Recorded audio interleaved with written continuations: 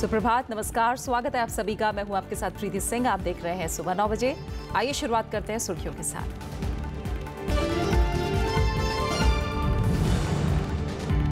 प्रधानमंत्री नरेंद्र मोदी उत्तर प्रदेश की राजधानी लखनऊ में करेंगे 60,000 करोड़ रुपए की परियोजनाओं का शिलान्यास।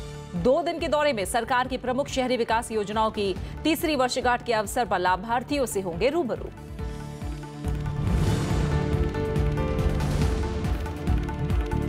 डाटा प्रोटेक्शन विधेयक का मसौदा जनता के सुझाव के लिए पेश। सूचनाओं की गोपनीयता पर जस्टिस BN श्रीकृष्णा समिति ने कल सरकार को सौंपी रिपोर्ट। संवेदनशील डेटा के इस्तेमाल से पहले स्पष्ट सहमति को जरूरी बनाने की सिफारिश। सरकार ने कहा, दुनिया के लिए बनेगा नजीर।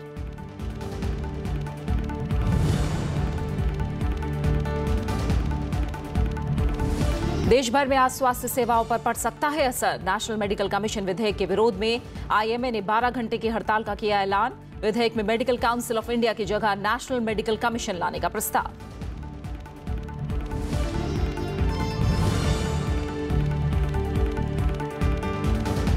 मराठा आरक्षण मुद्दे का समाधान निकालने के लिए मुख्यमंत्री देवेंद्र फडणवीस ने बुलाई सर्वदलीय बैठक। महाराष्ट्र सरकार की मराठा समुदाय की सामाजिक आर्थिक स्थिति पर OBC कमीशन से जल्द रिपोर्ट सौंपने की अपील।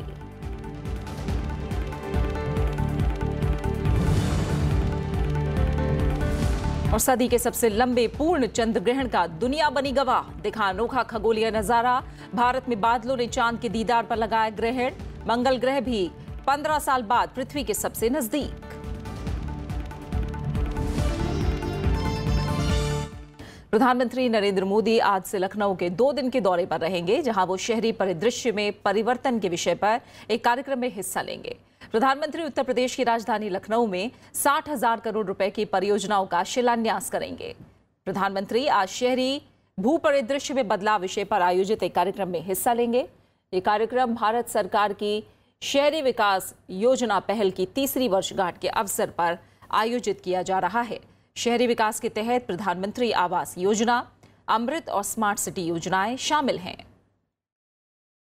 प्रधानमंत्री इस अवसर पर शहरी विकास मिशन पर आयोजित एक प्रदर्शनी भी देखने जाएंगे और संघ शासित प्रदेशों से आए प्रधानमंत्री शहरी आवास योजना के 35 लाभार्थियों से मिलेंगे। इस मौके पर उत्तर प्रदेश के अलग अलग शहरों में रहने वाले इस योजना के लाभार्थियों से वीडियो लिंक के जरिए उनके अनुभव भी जानेंगे। पिछले कुछ महीनों के भीतर राज्य में शहरी विकास से जुड़ी 81 परियोजनाओं के लिए करीब 60,000 करोड़ रुपए के निवेश प्रस्ताव हासिल हो चुके हैं। प्रधानमंत्री 29 जुलाई को लखनऊ में इन परियोजनाओं के लिए होने वाले भूमि पूजन समारोह में शामिल होंगे। प्रधानमंत्री का एक जनसभा को संबोधित करने का भी कार्यक्रम है। इससे पहले प्रधानमंत्री नरेंद्र मोदी 3 अफ्रीकी देशों की यात्रा से आज तड़के स्वदेश लौट आए। दिल्ली पहुंचने पर विदेश मंत्री सुषमा स्वराज ने हवाई अड्डे पर प्रधानमंत्री का स्वागत किया। प्रधानमंत्री कार्यालय ने ट्वीट करके बताया कि प्रधानमंत्री की यात्राओं से अफ्रीकी देशों के साथ भारत के संबंधों को मजबूती मिली है। इस दौरान प्रधानमंत्री ने रवांडा, युगांडा की यात्रा की और दक्षिण अफ्रीका में ब्रिक्स शिखर सम्मेलन में हिस्सा लिया। प्रधानमंत्री नरेंद्र मोदी ने कल ब्रिक्स सम्मेलन के समापन सत्र में पिछड़े देशों को स्किल्ड वर्कफोर्स और डिजिटल इंफ्रास्ट्रक्चर को मजबूत करने पर जोर दिया। उन्होंने कहा कि नए आविष्कारों ने विकासशील देशों के लिए नई संभावनाएं पेश की हैं और भारत इसके लिए अफ्रीकी देशों को हर संभव सहायता करता रहेगा। प्रधानमंत्री नरेंद्र मोदी ने शुक्रवार को जोहान्सबर्ग में ब्रिक्स शिखर सम्मेलन के आखिरी सत्र आउटरीच प्रोग्राम में संरक्षणवाद के मंडराते खतरे के बारे में दुनिया के देशों को आगाह किया। प्रधानमंत्री नरेंद्र मोदी ने कहा कि संरक्षणवाद के बढ़ने पर गरीब देशों के विकास की संभावनाओं पर नकारात्मक असर पड़ेगा। वैश्वीकरण के इस मूलभूत पहलू पर संरक्षणवाद के बादल मंडरा रहे हैं। इस प्रवृत्ति का और विकास दर में मंदी का सबसे गहरा प्रभाव हम जैसे उन देशों पर पड़ा है जो उपनिवेशक काल में औद्योगिक प्रगति के अवसरों का लाभ नहीं उठा पाए। प्रधानमंत्री नरेंद्र मोदी ने कहा कि संरक्षणवाद के नकारात्मक प्रभावों से बचने के लिए विकासशील देशों को नई तकनीक, पेशेवर मानव संसाधन और आर्टिफिशियल इंटेलिजेंस से जुड़े कार्यों में महारत हासिल करनी होगी। उन्होंने कहा कि भारत अफ्रीकी देशों को स्किल्ड वर्कफोर्स बनाने में मदद करता रहा है और नई चुनौतियों में भी भारत अफ्रीका के साथ रहेगा। साउथ साउथ कोऑपरेशन के अंतर्गत अपने विकास अनुभवों को साझा करके हम अन्य विकासशील देशों में तकनीकी सहयोग, ट्रेनिंग एवं कैपेसिटी बिल्डिंग द्वारा हर संभव सहयोग हमारी विदेश नीति का अहम हिस्सा है। आउटरीच कार्यक्रम में ब्रिक्स के सदस्य देशों ब्राजील, रूस, भारत, चीन और दक्षिण अफ्रीका के साथ अहम मसलों पर विचार करने के लिए कई अफ्रीकी देशों के प्रमुखों को बुलाया गया था। इसमें Senegal, Gabon, Uganda, Ethiopia, Togo, Zambia, Namibia और अंगोला के अलावा ओआईसी के अध्यक्ष के नाते तुर्की के राष्ट्रपति को भी बुलाया गया था। अफ्रीका के साथ भारत के संबंध ऐतिहासिक और गहरे हैं। अफ्रीका में स्वतंत्रता, विकास और शांति के लिए भारत के ऐतिहासिक प्रयासों के विस्तार को मेरी सरकार ने सबसे अधिक प्राथमिकता दी है। इससे पहले प्रधानमंत्री नरेंद्र मोदी ब्रिक्स देशों के प्रमुखों के साथ विशेष रिट्रीट में शामिल हुए। इस दौरान आपसी और अंतर्राष्ट्रीय महत्व के मुद्दों पर चर्चा हुई। 3 दिवसीय ब्रिक्स शिखर सम्मेलन में आतंकवाद से लेकर संरक्षणवाद से निपटने के तरीकों पर चर्चा हुई। साथ ही विकासशील देशों के सामने की चुनौतियों पर भी बातचीत हुई। ब्रिक्स शिखर सम्मेलन का मुख्य विषय चौथी औद्योगिक क्रांति का फायदा उठाने पर केंद्रित था। अखिलेश सुमन, राज्यसभा टीवी। सूचनाओं की गोपनीयता के संरक्षण के बारे में जस्टिस बीएन श्रीकृष्णा समिति ने कल सरकार को अपनी रिपोर्ट सौंप दी। समिति ने निजी जानकारियों की सुरक्षा, लोगों के अधिकार और उल्लंघन पर जुर्माना जैसे विषयों के बारे में कई सुझाव दिए हैं। समिति ने किसी भी संवेदनशील डेटा के इस्तेमाल से पहले स्पष्ट सहमति को अनिवार्य बनाने की सिफारिश की है। समिति ने अपनी 213 पेज वाली इस रिपोर्ट के साथ डाटा प्रोटेक्शन विधेयक 2018 का मसौदा भी दिया है। समिति ने लोगों के संपूर्ण निजी डेटा को देश से बाहर ले जाने को सीमित बनाने की सिफारिश करते हुए कहा है कि सभी तरह के संवेदनशील या क्रिटिकल डेटा को देश के भीतर किसी सर्वर या डेटा सेंटर में रखना अनिवार्य होगा। नियमों का उल्लंघन होने पर समिति ने विधेयक के मसौदे में 15 करोड़ रुपए या डेटा एकत्र करने वाली कंपनी के वैश्विक टर्नओवर के 4% तक जुर्माने का प्रावधान करने की सिफारिश की है। समिति ने देश में एक डेटा प्रोटेक्शन अथॉरिटी के गठन का भी सुझाव दिया है, जो डेटा की परिभाषा और उसकी विभिन्न श्रेणियों के लिए मानक तय करने का भी काम करेगा।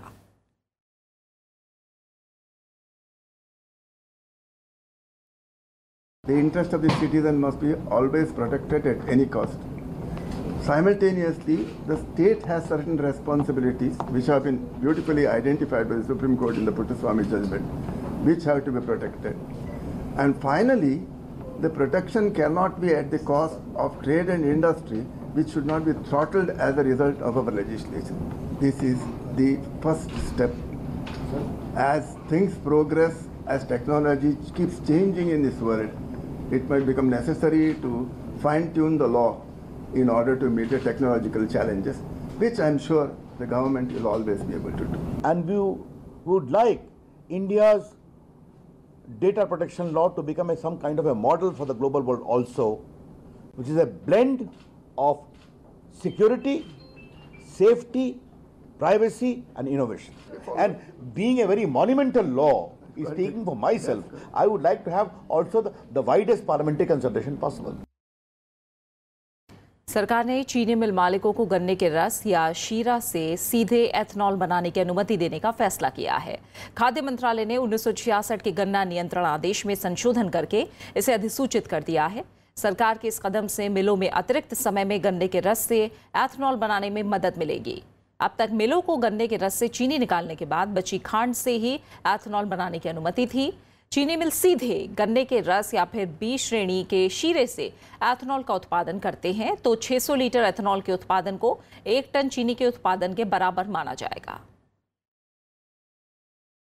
पिछले कुछ दिनों से जारी ट्रकों की बेमियादी हड़ताल खत्म हो गई है। All India motor transport Congress और सरकार के बीच चली लंबी बैठक के बाद ट्रांसपोर्टरों ने हड़ताल वापस लेने का ऐलान किया है।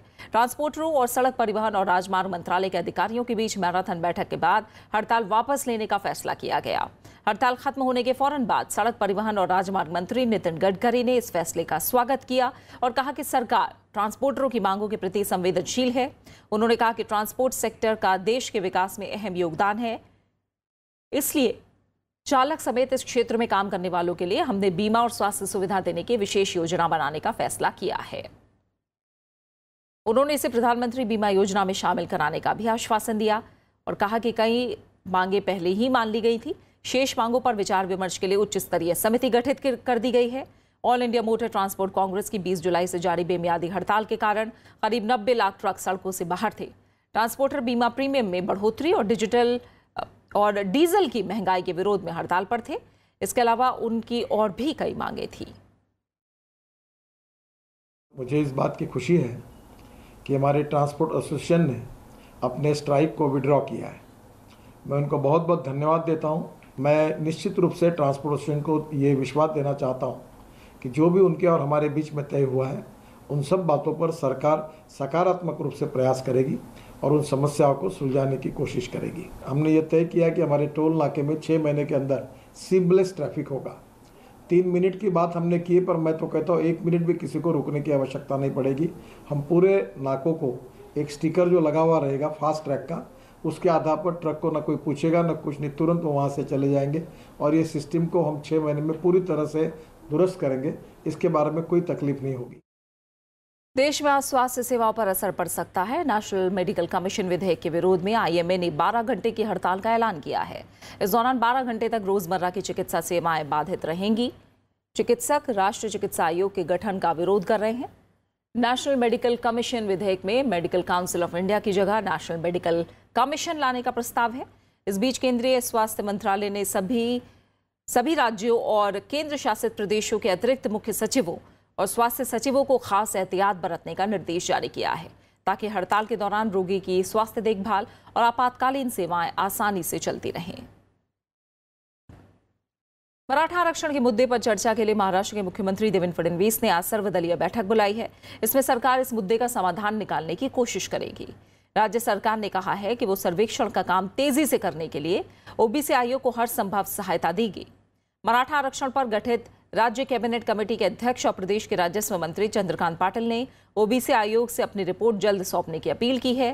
बीजेपी प्रदेश अध्यक्ष राव साहेब दानवे ने कहा है कि बीजेपी सरकार मराठा समुदाय को आरक्षण देने के लिए प्रतिबद्ध है और इस मामले पर अध्यादेश भी लाई है, लेकिन हाईकोर्ट ने राज्य सरकार के फैसले पर रोक लगा दी है। उन्होंने कहा कि बीजेपी सरकार इस मामले में राज्य पिछड़ा वर्ग आयोग की रिपोर्ट कोर्ट को सौंपेगी और कोर्ट से इस पर जल्द फैसला लेने की गुजारिश करेगी। इसी मुद्दे पर अब तक विभिन्न दलों के 6 विधायक इस्तीफे की पेशकश कर चुके हैं। वहीं हिंसक प्रदर्शनों में अब तक 3 लोगों की मौत हो चुकी है।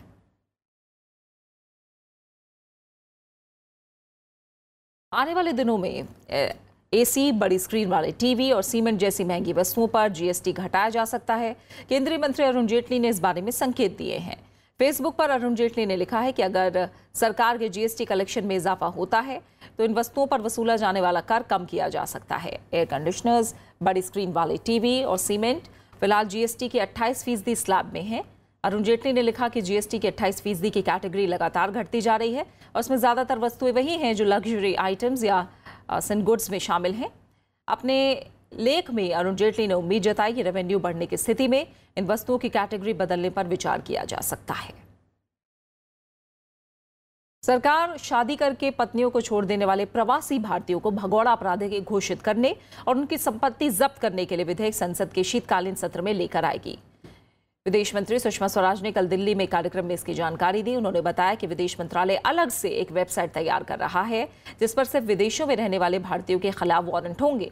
वेबसाइट पर आरोपी एनआरआई के नाम का वारंट जारी करके समन प्राप्त हुआ मान लिया जाएगा। कार्यक्रम में विदेश मंत्री ने मानव तस्करी पर रोक लगाने के लिए केंद्र और राज्य महिला आयोगों से फर्जी एजेंटों की पहचान करके उनके खिलाफ कार्रवाई की सिफारिश करने की सलाह दी है। एनआरआई मैरिजेस में तो मैंने कहा कि जो समझ में नहीं आ रहा था वो भी समझकर कर दिया। ये जो हमारी अथॉरिटी है ये बेहद अच्छा काम कर रही है और कानून के होने के बिना काम कर रही है। लेकिन ये जो समस्या है इस समस्या का एक ही समाधान है और वो है अवैध एजेंटों को पकड़वाना और उनका धंधा बंद करवाना। देश में शिक्षा गुणवत्ता को उच्च स्तर पर पहुंचाने और छात्रों के भविष्य की जरूरतों के लिहाज से तैयार करने के लिए सरकार शिक्षा व्यवस्था में कई बदलाव कर रही है। इसी कड़ी में मानव संसाधन विकास मंत्रालय ने दिल्ली में एक सम्मेलन का आयोजन किया है, जिसमें देश भर के विश्वविद्यालयों को कुलपति और निदेशक जुटे हैं।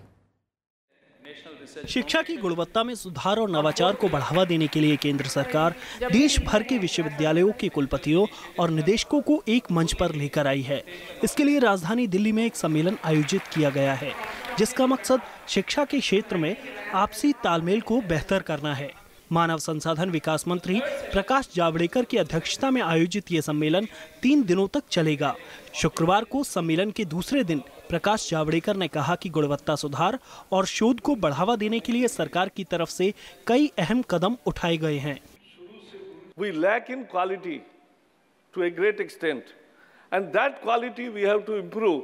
That is the foremost challenge for our education scenario, and that is why we are gathering all together, bringing all vice chancellors together, all the best brains of the country together to think around and think together, to act together, and make a real progress and a difference to the country's education. ये अपने आप में इस तरह का पहला सम्मेलन है, जहां देश भर के विश्वविद्यालयों के कुलपति और संस्थानों के निदेशक शिक्षा में गुणवत्ता के सुधार पर मंथन कर रहे हैं। कार्यक्रम में मानव संसाधन विकास मंत्रालय की तरफ से all India survey on higher education पर एक रिपोर्ट भी जारी की गई। साथ ही उच्च शिक्षा प्रोफाइल और स्वच्छ कैंपस मैनुअल भी जारी हुआ। कि ग्रेडेड ऑटोनॉमी के आधार पर आज 70 यूनिवर्सिटीज को, सभी प्रकार की यूनिवर्सिटीज को एक स्वायत्तता मिली है ज्यादा काम करने का, विस्तार करने का, क्योंकि उनको गुणों के आधार पर किया है। Those who have acquired more than 3.26 in the NAAC ranking, they will get that freedom. UGC ने छात्रों के बेहतर भविष्य के लिए आने वाले दिनों में विश्वविद्यालयों के लक्ष्य भी तैयार किए हैं। We have fixed the target that at least 50% of the students secure employment or self-employment or engage themselves in pursuit of higher education. At least 2/3 of the students engage in socially productive activities during their period of study. 3 दिन चलने वाले इस राष्ट्रीय सम्मेलन की theme गुणवत्ता सुधार ही है। पिछली बार कुलपतियों के सम्मेलन की थीम डिजिटलीकरण को बढ़ावा देने के लिए थी, लिहाजा मंत्रालय विश्वविद्यालय में डिजिटलीकरण को लेकर समीक्षा भी करेगा। नवविक्रम सिंह, राज्यसभा टीवी। उपराष्ट्रपति एम वेंकैया नायडू ने देश में डिजिटल डिवाइड को कम करने पर जोर दिया है। हैदराबाद सॉफ्टवेयर एंटरप्राइजेज एसोसिएशन के कार्यक्रम में कल उन्होंने कहा कि सूचना प्रौद्योगिकी का मकसद गरीबों की मदद करना होना चाहिए। उपराष्ट्रपति ने आईटी कंपनियों से रिसर्च, इनोवेशन और स्टार्टअप को बढ़ावा देने को कहा। उन्होंने कहा कि युवाओं का कौशल विकास करके उन्हें रोजगार के लायक बनाया जा सकता है। उपराष्ट्रपति ने तेलंगाना सरकार की ओर से आईटी कंपनियों को मिल रही मदद की तारीफ की। उपराष्ट्रपति ने कहा कि भारत में इनोवेशन हब बनने और नए दौर की प्रौद्योगिकी विकसित करने की पूरी क्षमता है। I would like the IT industry to increase its focus on innovation and developing new technologies, apart from skilling the youth to provide gainful employment. There is also a need to infuse an entrepreneurial spirit among the youth and give a fillip to startup ecosystems. चीन के राजदूत Luo शाओहुई ने कल प्रसार भारती के अध्यक्ष सूर्य प्रकाश और मुख्य कार्यकारी अधिकारी शशि शेखर वेम्पटी से प्रसार भारती मुख्यालय में मुलाकात की। इस मुलाकात के दौरान चीनी सेंट्रल टेलीविजन और दूरदर्शन के बीच हुए करार पर चर्चा हुई। इस दौरान चीन के राजदूत ने कहा कि हाल के सालों में बॉलीवुड फिल्मों को चीन में काफी पसंद किया जा रहा है। उन्होंने चीन में योग की बढ़ती लोकप्रियता का भी जिक्र किया। वहीं प्रसार भारती के अध्यक्ष सूर्य प्रकाश ने बताया कि दोनों सार्वजनिक सेवा प्रसारकों के बीच हुए करार के तहत कार्यक्रमों का प्रसारण सफलतापूर्वक किया जा रहा है। And the agreements so far so good, the implementation. And in the future days, I think I have more great potential we can do. And in China, recent years, the Indian movie from Bollywood is so popular, and the Dango and the Hollywood King. And also the medium, and also big secret superstar. All of this is so popular in China, got a lot of fans. We both have a an MOU which was signed in May 2015, and that MOU is current, and under that MOU there has been some exchange of programs, and they had sent some programs which have been aired on Doordarshan National and on Doordarshan Bharati and so on, and we have sent some programs to them, and the whole idea is to step up the cooperation between the two public service broadcasting corporations. DM के प्रमुख M Karunanidhi की खराब तबीयत के चलते देर रात चेन्नई के निजी अस्पताल कावेली में उन्हें भर्ती कराया गया। अस्पताल की तरफ से जारी बयान में कहा गया है कि ब्लड प्रेशर कम होने के बाद एक्सपर्ट डॉक्टर उन्हें मॉनिटर कर रहे हैं।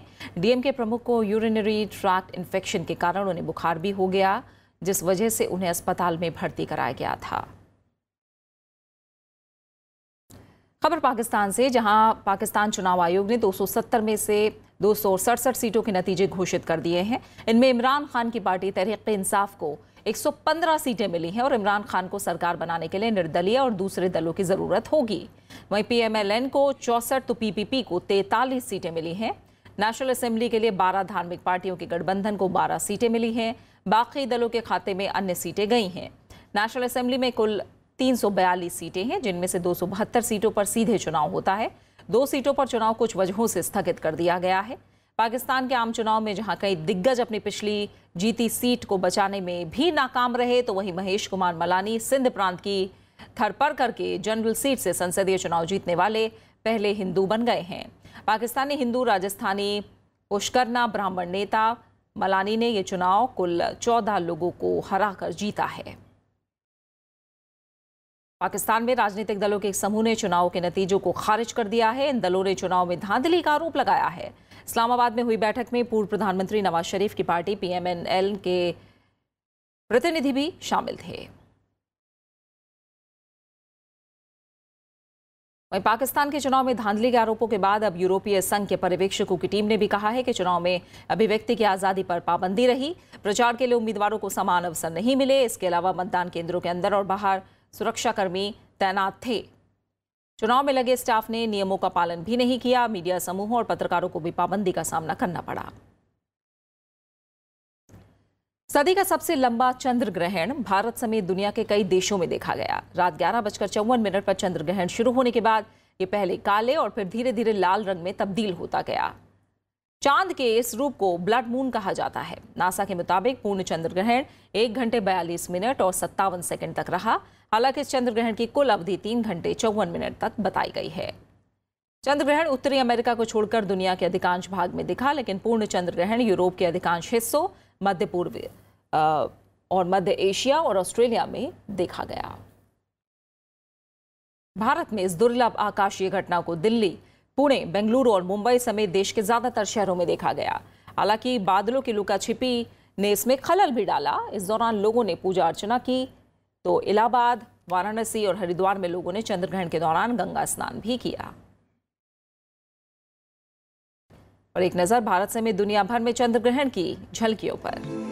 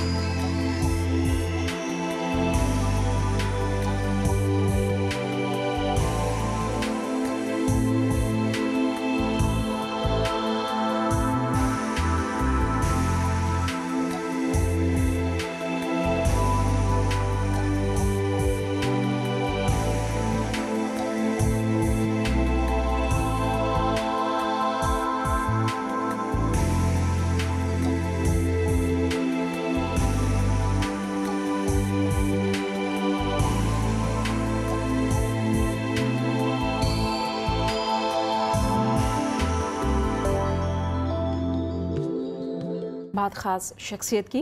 प्रख्यात साहित्यकार महाश्वेता देवी की आज पुण्यतिथि है। 14 जनवरी 1926 को ढाका में महाश्वेता देवी का जन्म हुआ था।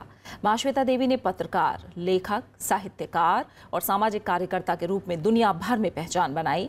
उनके 100 से ज्यादा उपन्यास और 20 कहानी संग्रह प्रकाशित हुए। मां श्वेता देवी ने अग्निगर्भ, अमृत संचय, आदिवासी कथा और अरण्येर अधिकार जैसे कालजयी रचनाएं की। साहित्य में अमूल्य योगदान के लिए उन्हें 1977 में मैग्सेसे पुरस्कार और 1979 में साहित्य अकादमी पुरस्कार प्रदान किया गया। मां श्वेता देवी को 1986 में पद्मश्री, 1999 में ज्ञानपीठ पुरस्कार और 2006 में पद्म भूषण से भी नवाजा गया। और अब बात मौसम की। भारी बारिश से देश के कई हिस्सों में आम जनजीवन प्रभावित हुआ है। उत्तर प्रदेश के अलग अलग हिस्सों में भारी बारिश से हुए हादसों में 30 लोगों की मौत हो गई और ये मौतें आगरा, मैनपुरी, मुजफ्फरनगर, कासगंज, मेरठ, बरेली, कानपुर, मथुरा, गाजियाबाद, हापुड़, झांसी, रायबरेली, जालौन, जौनपुर और सहारनपुर में हुई हैं, जबकि 12 लोग घायल भी हुए हैं। मौसम विभाग के मुताबिक बारिश से निजात मिलने के फिलहाल कोई आसार नहीं है। उत्तर प्रदेश के मुख्यमंत्री योगी आदित्यनाथ ने अधिकारियों से युद्ध स्तर पर बचाव और राहत कार्य चलाने के निर्देश दिए हैं। वहीं दिल्ली एनसीआर में हुई बारिश से जलभराव और ट्रैफिक की दिक्कतों का लोगों को सामना करना पड़ा। बारिश और जलभराव को देखते हुए दिल्ली पुलिस ने लोगों से जलभराव और सड़कें टूटी होने के मद्देनजर कुछ रास्तों का इस्तेमाल नहीं करने को कहा है। दिल्ली पुलिस अपने ट्विटर हैंडल पर लगातार अपडेट दे रही है। यमुना का जलस्तर खतरे के निशान को पार करने के बाद दिल्ली सरकार ने अलर्ट जारी किया है।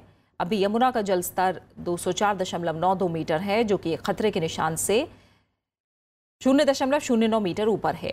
गाजियाबाद में बारिश की वजह से जिला मजिस्ट्रेट ने स्कूलों की छुट्टी कर दी है। दूसरी तरफ राजस्थान के कई जगहों पर भारी बारिश जारी है। मौसम विभाग ने अगले 24 घंटों में राज्य में बारिश की संभावना जताई है। राजस्थान के कई हिस्सों में तापमान 28 डिग्री सेल्सियस से 37.4 डिग्री सेल्सियस तक दर्ज किया गया। हिमाचल प्रदेश के ज्यादातर हिस्सों में भारी से बहुत भारी बारिश हुई है। सोलन में सबसे ज्यादा 100.4 मिलीमीटर बारिश दर्ज की गई। सुंदरनगर में 64.7 मिलीमीटर और मंडी में 56.5 मिलीमीटर तक बारिश दर्ज की गई। राज्य की एक नदी के बीच में बने टापू पर फंसे 8 लोगों को सुरक्षित निकाल लिया गया। वहीं शिमला के बाहरी इलाके में भारी बारिश से हुए भूस्खलन से यातायात बाधित हो गया है। उधर पंजाब और हरियाणा में भी बारिश हुई। और इसी के साथ फिलहाल सुबह 9 बजे की खबरों में मेरे साथ इतना ही। आखिर में एक नजर डालिए देश भर में मौसम के हाल पर और ब्रेक के बाद देखिए विशेष में ब्लड मून। नमस्कार।